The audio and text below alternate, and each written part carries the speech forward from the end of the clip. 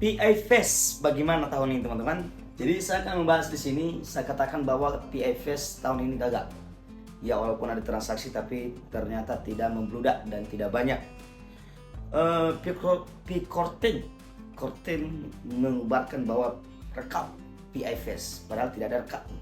Dia hanya menuliskan jumlah yang terdaftar di Maps dan jumlah yang toko yang sudah terdaftar, toko-toko yang sudah terdaftar di Maps, teman-teman. Dan jumlah pioners dan sekian. Ya, rekapnya mana? Ya, saya tidak temukan rekapnya.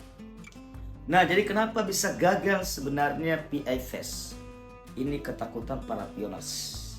Ya, di video sebelumnya saya sudah bahas bahwa sebenarnya stablecoin itu, ya PI ini jadi stablecoin apabila kita memang bertransaksi.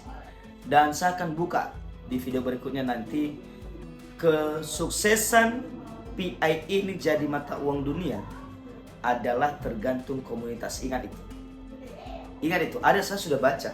Saya sebenarnya diam-diam ya karena channel ini sebelumnya sudah tutup, soalnya makanya saya tidak terlalu bahas mengenai PI. Ya saya diam-diam tapi saya pelajari terus PI ini bagaimana pergerakannya.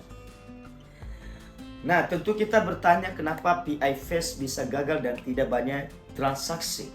Ya satu hal, banyak para toko ya yang tidak mau. Kenapa? Karena harga PI sekarang sudah begini-begini dan berbohong. Itulah yang kita khawatirkan. Ya, kalau saya juga tidak terlalu sibuk sebenarnya, saya berani bertransaksi di sini, tapi saya terlalu sibuk ya. Di Medan saya nggak tahu kemarin di mana ada komunitas-komunitas ya. Jadi inilah ketakutan para pioners juga. Kenapa? Karena memang toko atau penjual juga pasti pioners, pembeli juga pasti pioners. Nah itu dia. Nah jadi ketakutannya seperti itu karena apalagi dengan harga PI anjlok, jadi makanya takut. Apalagi dengan kita GCV yang terlalu mengumbar-umbarkan dan harga GCV. Ya apakah harga GCV itu sah atau tidak kita nggak tahu. Dan memang sepertinya yang saya katakan tadi bahwa kembali ke komunitas ya. Memang kembali komunitas dan Pikortim juga tidak pernah menyanggah atau mengatakan bahwa itu tidak benar. Dan memang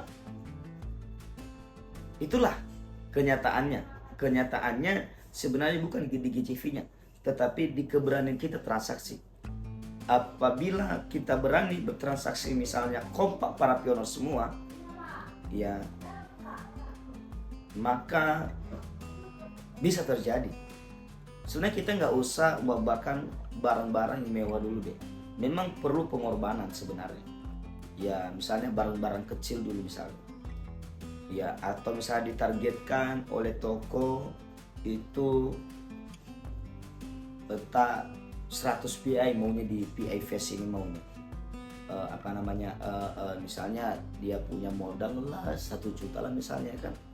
Ya kita jual barang apa aja di situ ya kan. Kalau rata-rata maunya seperti itu sebenarnya karena catatannya blockchain di catatannya itu sebenarnya menyebabkan dia sehingga banyak nanti proposal yang diajukan oleh inilah yang diajukan sebenarnya.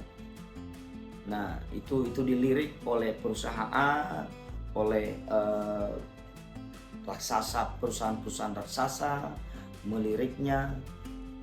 Jadi sehingga ini bisa ini ternyata banyak yang transaksi. Nah di sini dia terjadi sebenarnya.